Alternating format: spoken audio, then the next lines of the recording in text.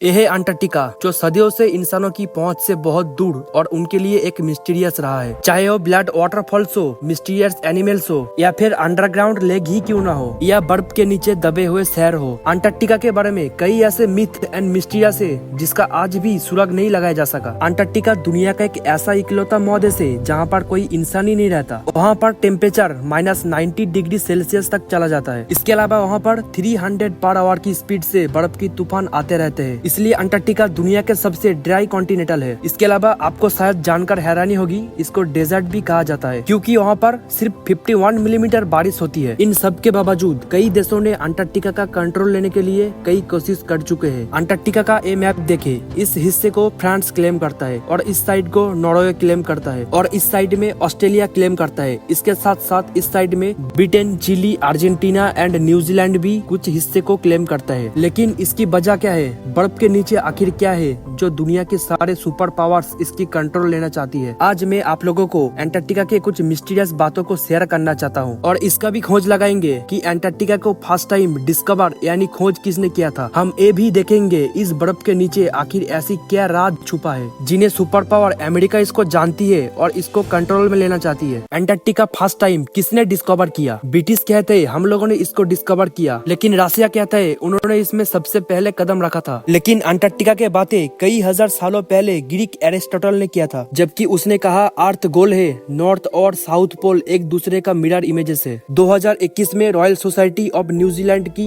एक स्टडी पास हुई। इसमें बताया गया था ऑस्ट्रेलिया के पास एक छोटा सा आइलैंड है जिसका नाम है पॉलिनेशियन आइलैंड। जो यहाँ पर रहने वाले माओरी लोग 7वीं शताब्दी में पहली बार अंटार्कटिका पहुँचे थे। लेकिन रिकॉर्डेड हिस्ट्री में ब्रिटिश ऑफिसर जेम्स को पहला यूरोपियन था जो अटलांटिक सर्किल को पार करके अंटार्कटिका के बहुत नजदीक में पहुंच गए थे। लेकिन 130 किलोमीटर दूरी से वो अपनी शिप वापस घुमा लिया था। उसको अंटार्कटिका तो नजर में नहीं आया, लेकिन पानी में तैरते हुए आइसबर्ग देख चुके थे। समंदर का तेवर ऐसे बदल चुका था कि शिप को आगे लेके जाना इम्पॉसिबल हो चुके थे। इसलिए जेम्स ने कहा था इस महादेश में इंसानों के लिए जाना अभी बहुत दूर है। इसके अलावा बहुत से और लोगों ने अंटार्कटिका को डिस्कवर करने की कोशिश की थी, लेकिन वो लोग कामयाब नहीं हो पाए। इसके बाद 1819 में एक रशियन आदमी जिसका नाम था फेबियन ऑन बेलिंगहाउस को एक टास्क दिया गया। उसे बताया गया था पूरी दुनिया को एक चक्कर लगाने के लिए, जिसमें नए कंट्री और नए कॉन्टिनेंटल को डिस्कवर करने बोला था। 1820 के करीब फेबियन ने कैप्टन कुक के बातों को गलत साबित करके अंटार्कटिका को बहुत नजदीक से देखा। हालांकि वो अंटार्कटिका में कदम नहीं रखा था, लेकिन मॉडर्न हिस्ट्री में अंटार्कटिका को देखने वाले पहले इंसान बन चुके थे। उसके बाद कई लोगों ने अंटार्कटिका को बहुत नजदीक से देखने की कोशिश की थी। उसके बाद 1911 में Robert Falcon Scott British explorer अपनी टीम के साथ पहली बार अंटार्कटिका में उतरे थी और 400 माइल्स तक आगे बढ़ा। लेकिन खराब मौसम और भूख की वजह से उन लोगों को पलटना पड़ा। लेकिन रिटर्न आने का ये सफर उन लोगों के लिए बहुत भयानक था। बहुत ही ज्यादा बर्फ की तूफान और सर्दी की वजह से उन लोगों का उधर ही मौत हो गया। फिर वर्ल्ड वॉर 1 के बाद बहुत से कंट्री ने इस जगह पर अपनी टीम को भेज के इसको अपनी क्लेम करने की कोशिश की थी। 1939 को हिटलर के कहने पर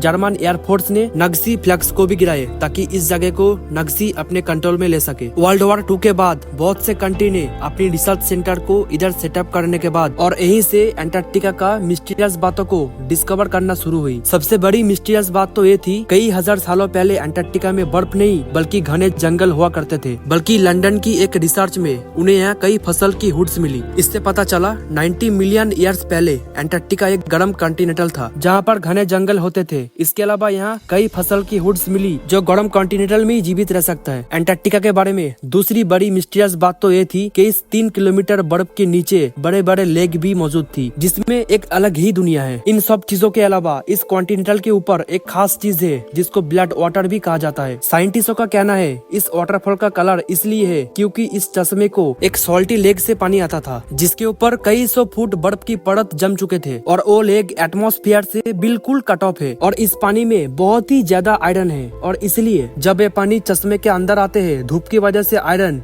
ऑक्सीडाइज होते हैं, इसीलिए हम लोगों को ये वाटरफॉल रेड कलर में देखने को मिलता है। एंटार्क्टिका के बारे में तीसरी मिस्टीरियस बात तो ये है कि कई लोगों का कहना है इस बर्फ के नीचे एलियंस भी रहते हैं। 2016 की बात है जब गूगल मैप ने एंटार्क्टिका में अनयूजुअल एक्टिविटी रिकॉर्ड की थी, जहाँ इन्हें एलियन की स्पेसशिप भी कहने लगे। जहाँ बाकी पूरी दुनिया दूसरी देशों से वॉर करने के लिए बिजी हो गए थे और दूसरी ओर अमेरिका, चाइना और सोवियत यूनियन एंटार्क्टिका पर एक्सपीडिशन भेज रहे थे। इनफैक्ट चाइना तो वहाँ पर मल्टीपल रिसर्च सेंटर डेवलप कर चुके हैं। 1959 से एंटार्क्टिक कानून के मुताबिक कोई भी कंट्री एंटार्क्टिका में साइंटिफिक इन्वेस्टिगेशन कर सकता है। बस एक ही रूल था, उन्हें जो भी मिलेगा उस डाटा को पूरे कंट्री के साथ शेयर करना पड़ेगा। 1952 में अमेरिका को ये पता लगा कि एंटार्क्टिका के नीचे 500 बिलियन बैरल्स नेचुरल गैस और ऑयल मौजूद है, लेकिन चाइना और दूसरे कंट्री का इस ऑयल के ऊपर कोई इंटरेस्ट नहीं है। इस एंटार्क्टिका में कई ऐसे चीज मिले हैं जो सारे इलेक्ट्रॉनिक डिवाइस बनाने में काम आते हैं, क्योंकि पूरी दुनिया की फोकस ऑयल और गैस के ऊपर से अब उठ चुका है। इसलिए इस धातु की कीमत ऑयल और गैस से कई ज्यादा है। इलेक्ट्रिक कार एंड बैटरी इस्तेमाल करने वाले हर चीज ही अब फ्यूचर है। इन सारे फ्यूचरों को कंट्रोल करने के लिए अमेरिका और बड़े बड़े देशों ने एंटार्क्टिका पर कब्जे जमाने के लिए बैठा है। दोस्तों, यही था एंटार्क्टिका के कुछ मिस्टीरियस बातें जो आप लोगों को शायद मालूम नहीं था। अगर आपको वीडियो पसंद आया तो like, share, comment and subscribe करना मत भूलना। मिलते हैं आपसे एक नया वीडियो में।